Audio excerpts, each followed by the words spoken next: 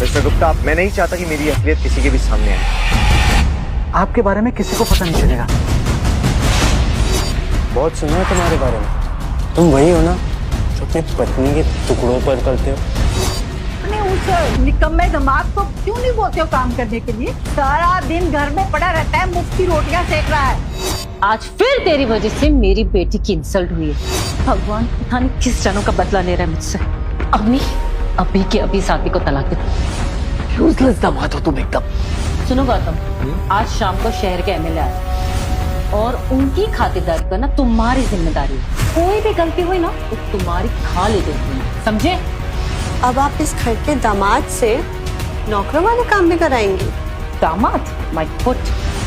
अगर मेरी मजबूरी ना होती ना तो दामाद तो छोड़ो, इस लिचड़ को तो ना एक घर का नौकर भी ना बनाओ। गौतम, आप यहाँ इस हालत में? मैं नहीं चाहता कि आप मुझे यहाँ पे पहचाने। मैं इस घर का नौकर नहीं हूँ, दामाद हूँ। मैं एक्चुअली यहाँ पे जॉब मांगने आया था। यहाँ झाड़ू पोछे के लिए कोई वैकेंसी नहीं। हेलो मिस्टर रघुवीर, आज से चैरिट ग्रुप आपके साथ मिलकर काम नहीं करेगा। चैरिट ग्रुप झाड़ू पोछा लगाने वालों के साथ कभी काम नहीं करता। I am sorry mister Siddharth Pandit, but आपकी कंपनी के साथ चैरिट ने सारी डील्स कैंसिल कर दी है। सुना, मुझे लगता है ये सब उस गौतम का किया जरा। तो स्टूपिड क्या कर सकता है? ये औकात चैरिट पे काम करने की भी। इसके पीछे जो भी गड़बड़ है ये मुझे पता करना ही होगा।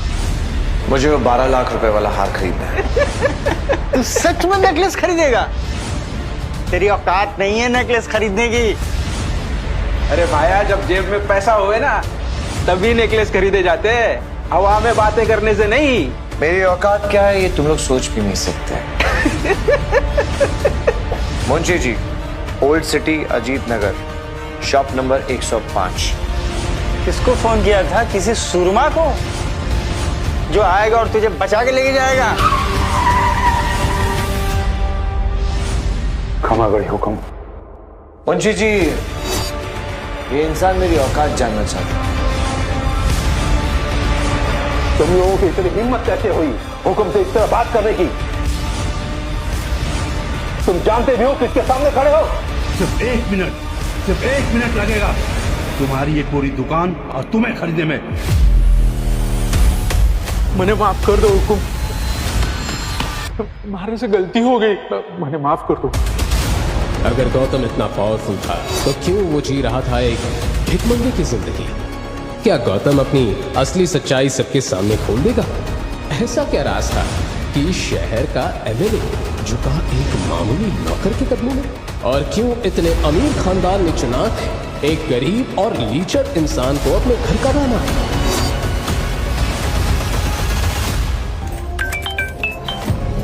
हेलो हेलो अम्मी, यहाँ एक बहुत बड़ी गड़बड़ हो गई है। तो हमेशा बड़ी या बहुत बड़ी प्रॉब्लम ही क्रिएट करते हो। हाँ बोलो, अब क्या हुआ? वो मैं एक्चुअली डैडी जी के साथ एक एंटीक शॉप में आया था, तो यहाँ एक मूर्ति गिर गई और अब ये लोग पैसे मांग रहे हैं। तो क्या हुआ? पैसे मांग रहे हैं 30 लाख रुपए। What? 30 lakhs? वो भी एक स्टैचू के लिए? Gautam, are you serious?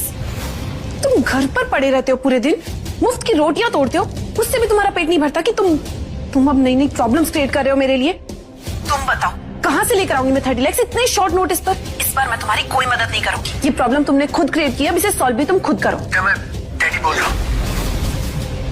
Dad? Statue देखते हुए मैं उसकी पिक्चर्स ले रहा था, मेरा हाथ लग गया और स्टैचू नीचे गिरा और टूट गया। ठीक है, अब बताइए आप कहाँ पर है, मैं मॉम को लेकर आती हूँ। बेटा एंटीक शॉप पर है, Madhav Nagar. Okay wait there, मैं अभी आ रही हूँ। दरअसल अवनी के पिता अनिल सिंह जोधपुर के अमीर परिवारों में से एक थे, लेकिन अनिल की मां गायत्री देवी हमेशा से ही गौतम और अवनी की शादी के खिलाफ थी। 3 साल पहले अवनी के दादाजी हिम्मत अग्रवाल गौतम से पुष्कर में टकराए थे और गौतम को पहचानते ही उन्होंने अपनी फेवरेट पोती अवनी के लिए उसे पसंद कर लिया। पर शादी के कुछ वक्त बाद ही हिम्मत अग्रवाल दुनिया को अलविदा कह गए, इस राज के साथ कि उन्होंने गौतम को अवनी के लिए क्यों चुना। फिर उनके जाने के बाद परिवार की बागडोर उनकी पत्नी और अवनी की दादी गायत्री देवी ने अपने हाथों में ले ली। गायत्री देवी अपने परिवार के रुतबे और नाम का बहुत ध्यान रखती थी और साथ ही अपने परिवार में गौतम नाम का धब्बा बर्दाश्त नहीं कर पा रही थी। इसलिए उन्होंने हिम्मत जी के जाने के बाद अनिल और उसके परिवार को अग्रवाल मैंशन से अलग कर दिया था, अवनी आज भी यह सदमा भूल नहीं पाई थी। डैड, हम ठीक तो है ना? मैं दादी से मदद मांग कर देखूं, उनके जितने भी पैसे होंगे ना मैं धीरे धीरे करके लौटा दूंगी। पर अवनी, दादी सा तुम्हारी मदद नहीं करेगी। हाँ दादी सा।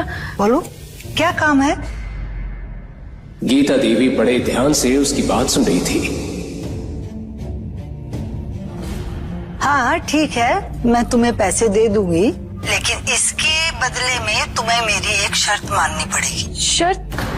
अगर आज भी तुम्हारी आंखों में मेरे लिए कोई इज्जत है या मुझे अपनी दादी मानती हो, तो अभी के अभी तुम गौतम को तलाक दे दो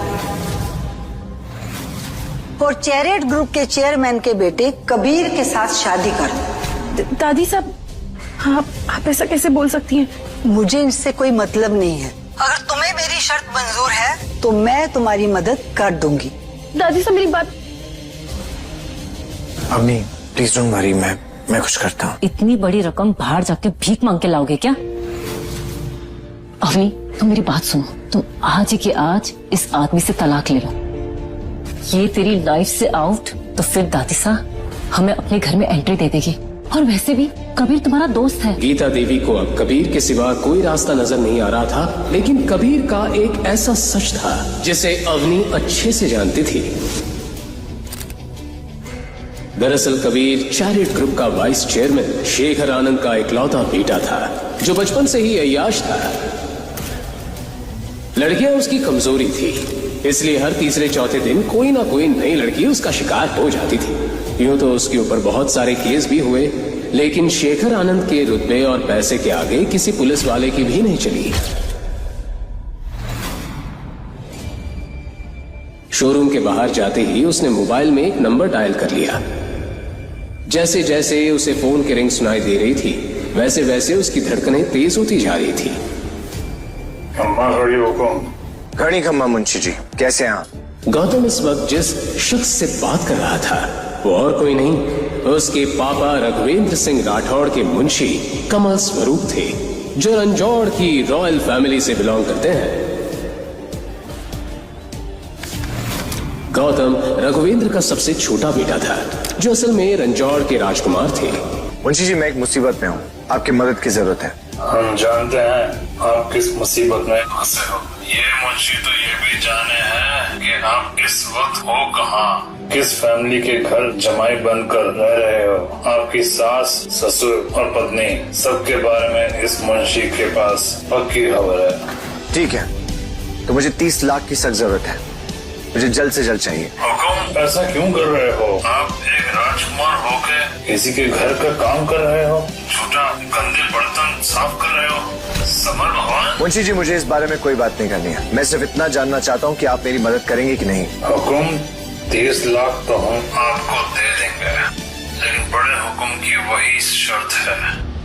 क्या शर्त है? आपको दीपशिखा से शादी करनी होगी। ठीक है मुंशी जी, मुझे मंजूर है, लेकिन मुझे 1 साल का वक्त चाहिए। बड़े हुकुम भी ये बात सुनकर खुश हो जाएंगे, लेकिन मेरी भी एक कंडीशन है। इस 30 लाख के साथ साथ मुझे एक और चीज चाहिए, मुझे चैरिट ग्रुप चाहिए। Chariot group? लेकिन क्यों? ये सब मैं आपको बाद में समझाऊंगा। भैया रोको रोको रोको रोको। जिस गौतम को दुनिया पिछले 4 साल से एक नॉर्मल सा इंसान समझ रही थी, उसका सच आज सिर्फ मुंशी जी ही जानते थे। मुंशी जी, कंपनी खरीदने की फॉर्मेलिटीज हो गई? आपके फोन आते ही मैंने सारी फॉर्मेलिटीज पूरी कर दी, बस आपके साइन करने की देरी है।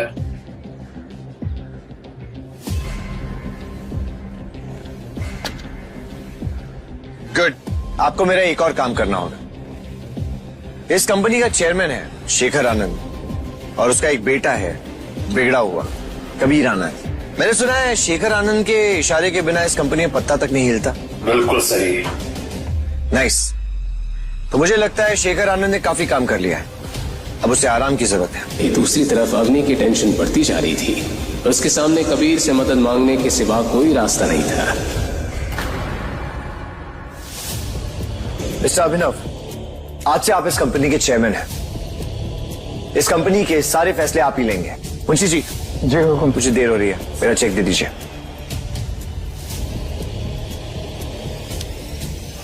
Thank you. मुंशी जी के फोन पर बाहर खड़े बॉडीगार्ड का कॉल आ गया। हुकुम। अवनी अभी अभी कबीर आनंद के कमरे में गई है।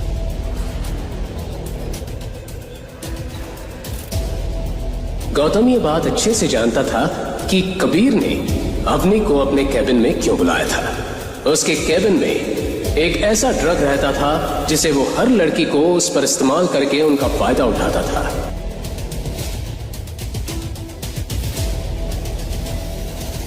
कम इन। अवनी, कम।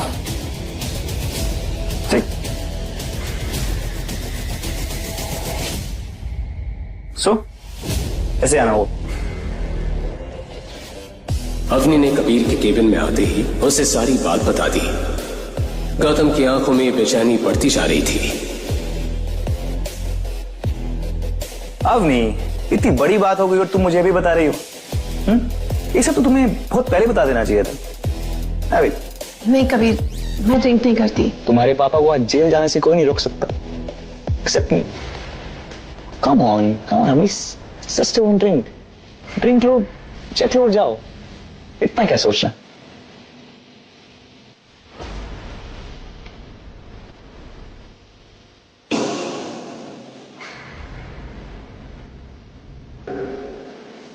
कौन है तू? अंदर कैसे आया? गौतम, तुम यहाँ क्या कर रहे हो?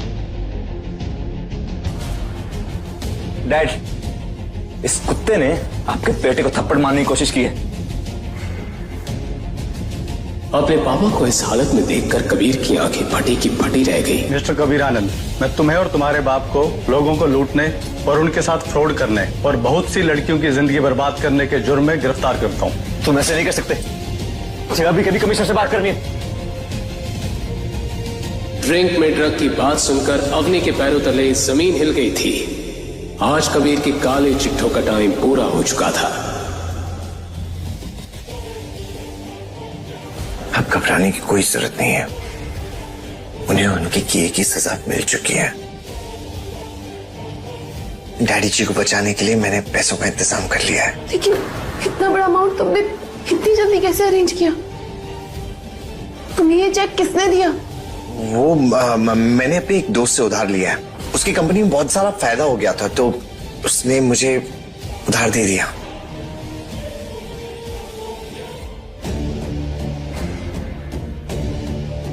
अवनी, 40 मिनट बचे हैं, हमें शोरूम चलना होगा। तुम लोग हमारा वेट करे होंगे। 10 मिनट रह गए हैं और तुम्हारे दामाद और बेटी भी गायब हैं। मुझे नहीं लगता तुम लोग पैसे दे पाओगे, इसीलिए जेल जाने के लिए तैयार है। अवनी बेटा, पैसों का कुछ इंतजाम हुआ? मेरा तो जी गले तक आ गया है। मॉम, डोंट वरी, ये रहा चेक।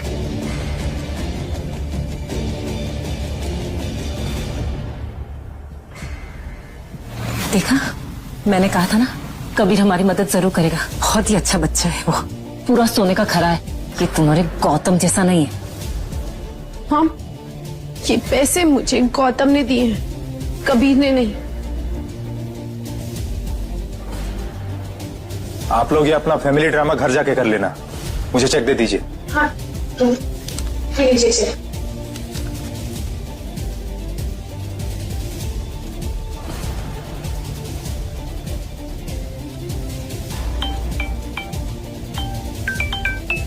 सॉरी सर, मैंने आपको डिस्टर्ब किया। दरअसल अपॉइंटमेंट लेटर पे आपकी साइन चाहिए थी।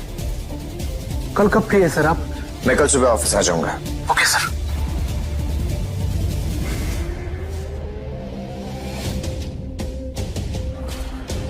अरे जीजा साहब, आप यहाँ कहीं रास्ता तो नहीं भूल गए? क्योंकि लूजर्स के लिए इस कंपनी में कोई जगह नहीं। दरअसल उसके सामने खड़ी लड़की और कोई नहीं अवनी की कजिन शनाया थी। शनाया बचपन से ही अवनी को पसंद नहीं करती थी। आज शनाया की शादी शहर के सबसे अमीर आदमी रघुवीर पंडित के इकलौते बेटे सिद्धार्थ पंडित से होने वाली थी। रघुवीर पंडित भी चैरियट के साथ मिलकर काम करता था। वेल, हम यहाँ शेखर अंकल को अपनी शादी की इनविटेशन कार्ड देने आए थे। अगर तुम चाहो तो तुम भी शादी में आ सकते हो। तुम्हारे लिए वेटर का काम रिजर्व करके रख दूंगी। आपकी शादी में मुझे वेटर बनने का कोई शौक नहीं है।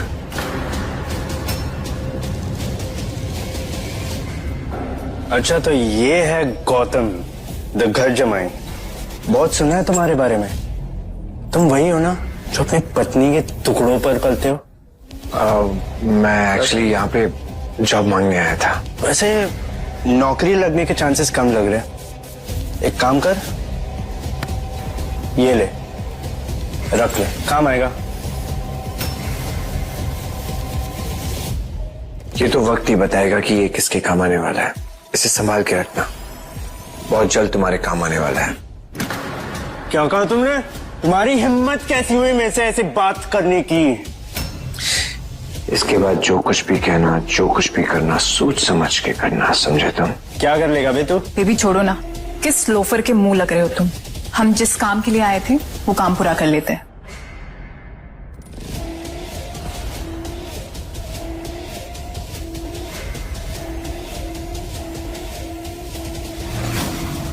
वहीं शनाया और सिद्धार्थ चेयरमैन के केबिन के साइड में आकर खड़े हो गए।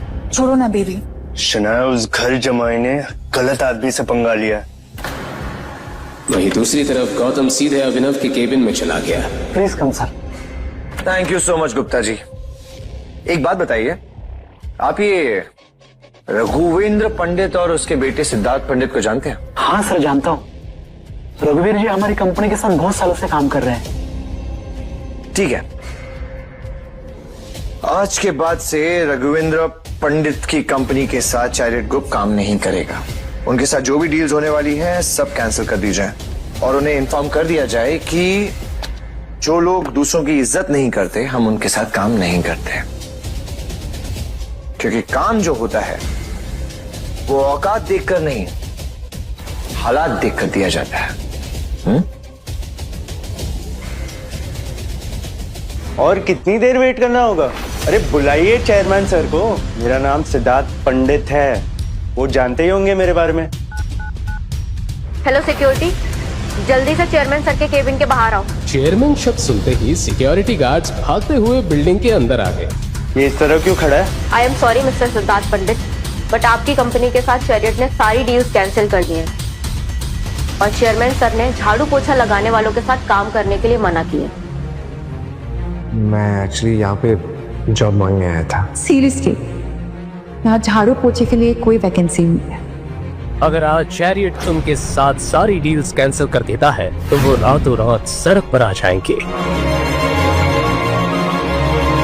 सिद्धार्थ, तुम्हारा दिमाग खराब हो गया? तुमने वहाँ चैरियट में जाके क्या रास्ता फैलाया जो उन्होंने हमारी सारी डील्स कैंसिल कर दी?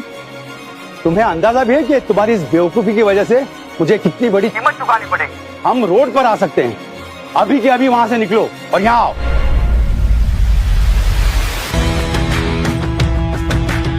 चलिए सर, बाहर चलिए। श्रेया, मुझे लगता है ये सब उस गौतम का किया धरा। क्या वो स्टूपिड क्या कर सकता है कि औकात चैरियट पे काम करने की? इसके पीछे जो भी गड़बड़ है ये मुझे पता करना ही होगा। सिद्धार्थ को सबक सिखाकर गौतम मन ही मन बहुत अच्छा फील कर रहा था।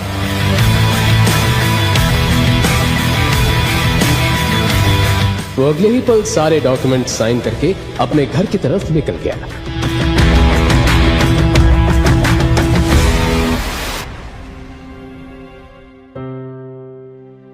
लेकिन घर पहुंचते ही उसका खिलखिलाता हुआ चेहरा एक ही पल में मुरझा गया।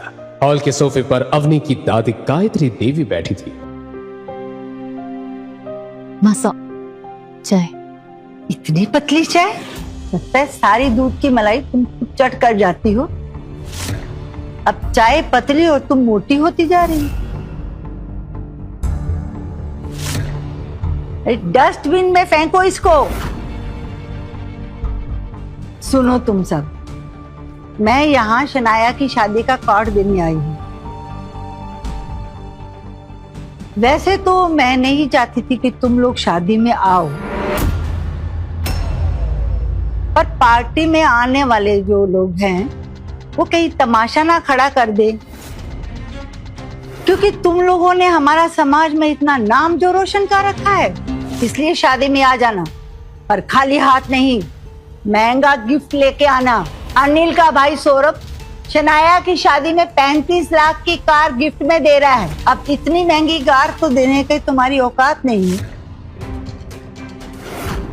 पर फिर भी 5 लाख का नेकलेस लेके ही आना। नहीं दादी साहब, 5 लाख बहुत ज्यादा है, इतना महंगा गिफ्ट हम नहीं ला पाएंगे। हाँ मासा, अब देखिए ना, फैमिली की कोई सेविंग्स भी नहीं है, और इतना महंगा गिफ्ट। तुम किडनी बेचो या घर, मैं कुछ नहीं जानती, पर गिफ्ट 5 लाख का तो होना ही चाहिए। अपनी बात खत्म करके गायत्री देवी गुस्से में घर से बाहर निकल गई।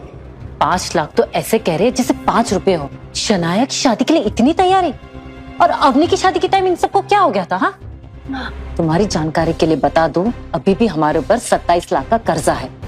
कहाँ से लाएंगे इतना महंगा गिफ्ट? तुमने देखा नहीं मासा कितने गुस्से में गई है। हम एक काम कर सकते हैं, हम ये घर गिरवी रख देते हैं। अरे उसमें नेकलेस भी आ जाएगा, और बचे हुए पैसे गौतम के दोस्त को दे देना। डैड, आप कैसी बातें कर रहे हैं? शनाया की शादी में महंगा गिफ्ट देने के लिए हम अपना घर नहीं गिरवी रख सकते।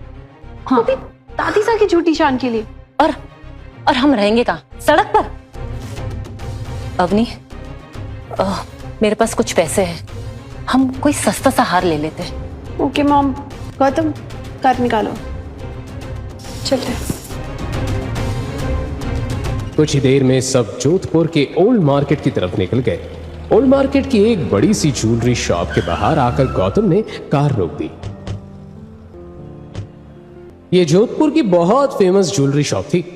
अवनी को अपने बजट का ध्यान आ गया, जो शायद ना के बराबर ही था, लेकिन कुछ देर सोचने के बाद सभी लोग एक शॉप के अंदर चले गए।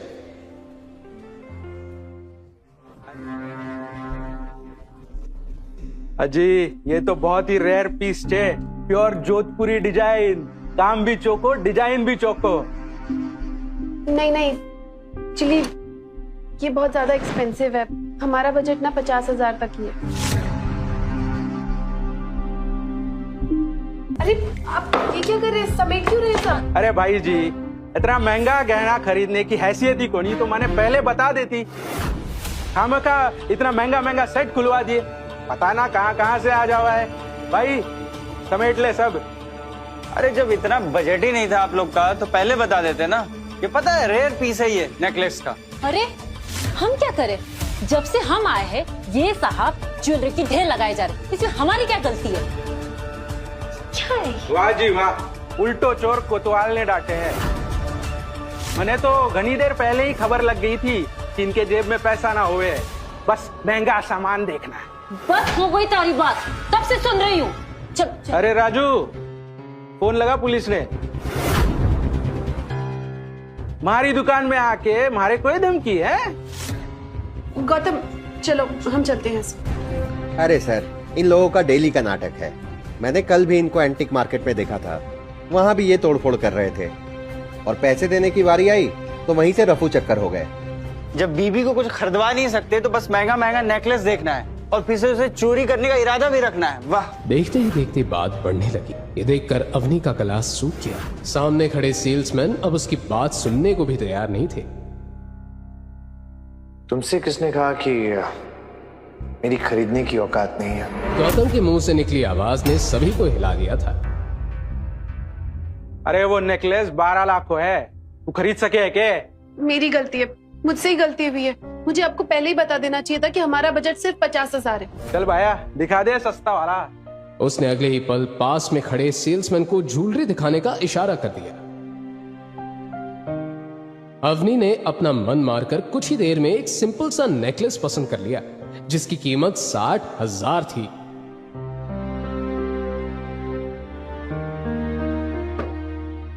माँ, इसकी पेमेंट कर दो। आप लोग चलिए, मैं आता हूं। अब और क्या बाकी रह गया है तुम्हारा? अंदर इतनी बेइज्जती करा कि तुम्हारा पेट नहीं भरा है क्या? Let's go. चलो बैठो।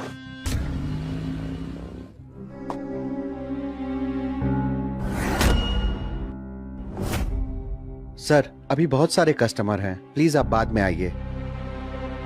मुझे वो 12 लाख रुपए वाला हार खरीदना है। गौतम की बात सुनते ही सभी सेल्समैन हंसने लगे। ओनर भी अपनी हंसी पर कंट्रोल नहीं कर पा रहा था। के नेकलेस भाया, थारो दिमाग अपनी जोरू के पर्स में छोड़ के आ गए हो के? अगर हंसी ठटोला हो गया हो तो काम की बात करें। तू सच में नेकलेस खरीदेगा? तेरी औकात नहीं है नेकलेस खरीदने की। मेरी औकात क्या है तुम ये सोच भी नहीं सकते। फिलहाल मैं यहाँ सिर्फ एक कस्टमर बन के आया। ए, बहुत हो गई इसकी चेचे। सिक्योरिटी, उठा के बाहर फेंक दो इसे। ये बात सुनते ही गौतम ने अपना मोबाइल निकाल लिया। वो अब पीछे हटने वाला नहीं था। हेलो मुंशी जी। लेकिन तभी शॉप के बाहर एक के बाद एक बहुत सारी महंगी कारें आकर खड़ी हो गई। मुंशी जी को शॉप में आते ही गौतम सामने खड़ा दिखाई दिया। हम अगर आप इस छोटी सी दुकान में क्या करें? मुंशी जी, इस इंसान को मेरी औकात देखी। तुम लोगों की इतनी हिम्मत कैसे हुई हुक्म से इस तरह बात करने की? तुम जानते भी हो किसके सामने खड़े हो? सिर्फ एक मिनट लगेगा तुम्हारी ये पूरी दुकान और तुम्हें खरीदने में। ओनर गौतम के रुतबे और ताकत को पहचान चुका था। गौतम भले ही दिखने में आम आदमी था, लेकिन उसकी असल हकीकत कुछ और थी।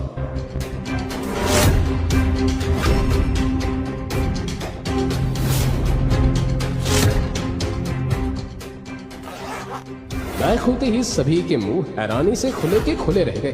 बैग पैसों से लबालब भरा हुआ था। वहीं दूसरी तरफ शॉप ओनर के पैर कांपने लगे।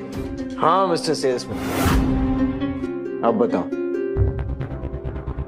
तुम्हें मेरी औकात देखनी है? मुझे माफ कर दो सर, मेरा दिमाग खराब हो गया था, प्लीज मुझे माफ कर दो। ठीक है, इस बार मैं तुम्हें माफ कर रहा हूं, लेकिन इसके बाद कभी किसी ने किसी का मजाक उड़ाया तो मैं उसे छोड़ूंगा नहीं। ये बात कहते हुए गौतम ने गार्ड्स को इशारा कर दिया। थोड़ी देर पहले जो लोग गौतम का मजाक बना रहे थे, अब उनकी निगाहों में गौतम के लिए एक अलग तरह की इज्जत थी। अब वो नेकलेस निकालो जो मेरी वाइफ ने पसंद किया था।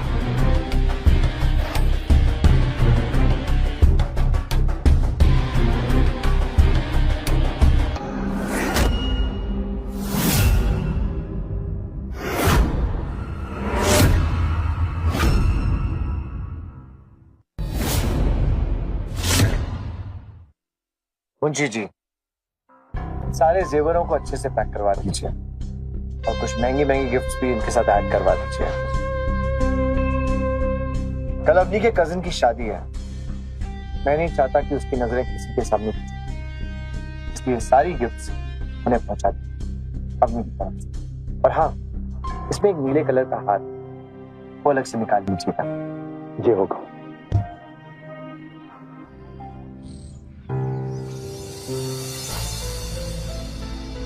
अवनी ने एक शानदार ब्लू रंग की ड्रेस पहनी थी जो उसकी सुंदरता पर चार चांद लगा रही थी।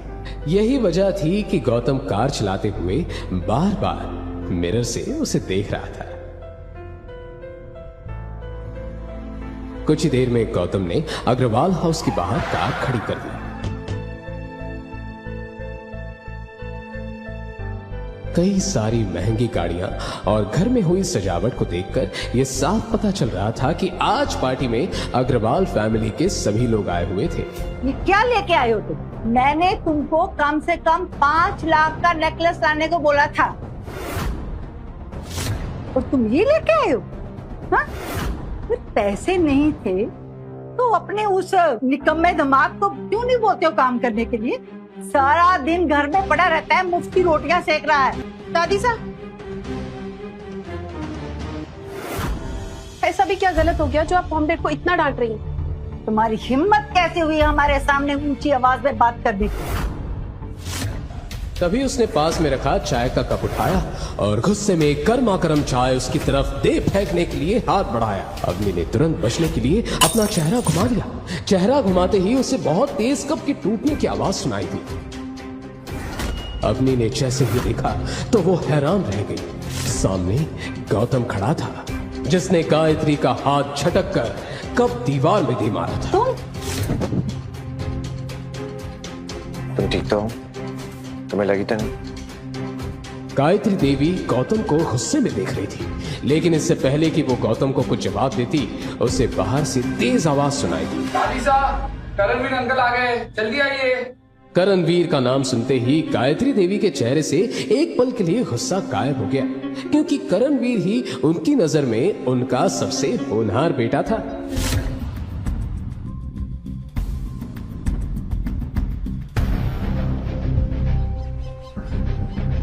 अरे मासा, कहाँ जा रही हैं आप? मैं तो आप ही से मिलने आया था। अच्छा, तो भाई साहब भी अपनी पूरी फैमिली के साथ आए हुए हैं। मुझे तो लगा था कि भाई साहब बड़ी पार्टियों में उठते बैठते नहीं है। क्यों भाई साहब? अरे पूछ मत बेटा, ये देख, सड़ा सा 50-60 हजार का नेकलेस लेके आया है। अपना नहीं तो कम से कम शनाया की इज्जत पे ख्याल किया होता। चाचा जी, आप ये सब इसलिए बोल पा रहे हैं ना क्योंकि आपके परिवार के पास बहुत सारा पैसा है और आप ये महंगी गाड़ी देना अफोर्ड कर सकते हैं। लेकिन आप भूलिए मत, ये सारा पैसा दादाजी का है, आपने कुछ नहीं कमाया। रही बात पापा की, तो दादी सा ने अग्रवाल हाउस से अलग करते टाइम पापा को तो जायदाद में से कुछ नहीं दिया था। आप ये बात अच्छी तरह से जानते हैं ना। तुम्हारा क्या मतलब है कि मैंने अपनी जायदाद का पैसा दबा के रखा है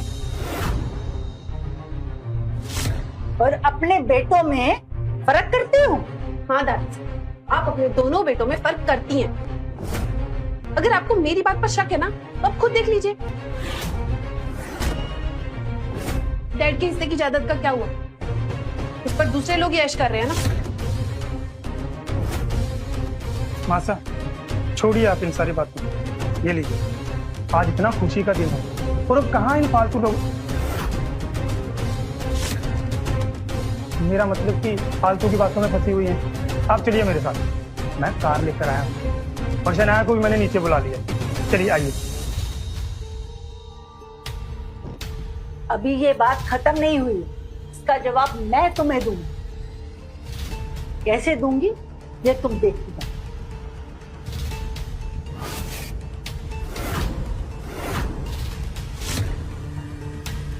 चलिए माता।